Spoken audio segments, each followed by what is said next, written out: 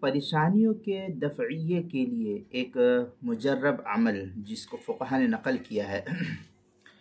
بعض فقہا نے یہ لکھا ہے کہ جو شخص ایک مجلس میں 14 آیت سجدہ جو قرآن مقدس کے اندر نقل کیا گیا ہے، تو ایک ہی مرتبہ بیٹھا بیٹھا اور آیت سجدہ جو میں نے الگ الگ ویڈیوز کے اندر بیان کی ہے، ایک ہی ساتھ ایک ہی مجلس میں آیت سجدہ جو 14 قرآن مقدس کے اندر نقل کیا ہے، پہلا جو ہے 9واں پارہ، پھر دوسرا 13واں پارہ،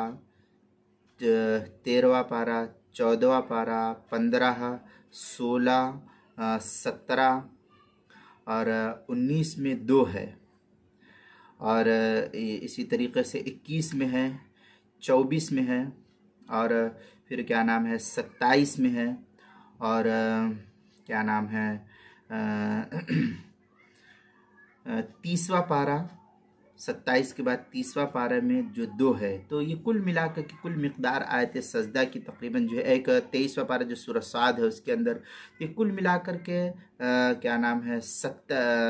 14 آیت سجدہ بنتی ہے۔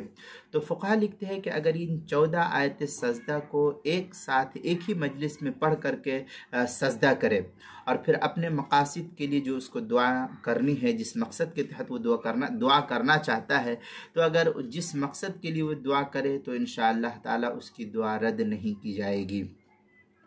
اور اس کی ضرورتیں ضرور بالضرور فقہا لکھتے ہیں کہ پوری ہو جائیں گی۔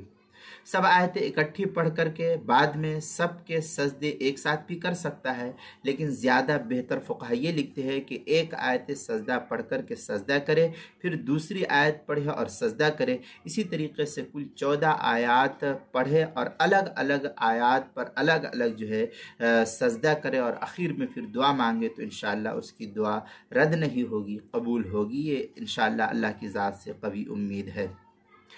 چنانچہ مراقب الفلاح کے اندر ہے فائدۃ مہمہ لدفع کل نازلہ مہمہ ينبغي الاہتمام بتعلیمها وتعلیمها قال الشیخ الامام النصفی فی الکامل فی قراء السجدہ كلها فی مجلس واحد۔ اس طریقے کی عبارت جو ہے مراقب الفلاح شرح نور الایضاح کے اندر نقل کی ہے، اور آگے مزید ہے تحتاوی کے اندر قال فی الدر ظاہر انہ یقرؤها اولا ثم يسجد ويحتمل ان يسجد لكل بعد قراءتها۔ اس طریقے کی عبارت جو ہے تحتاوی علی مراقب الفلاح اس کے صفحہ 501 کتاب المسائل پہلی جلد صفحہ 531 پر اس کو نقل کیا گیا ہے۔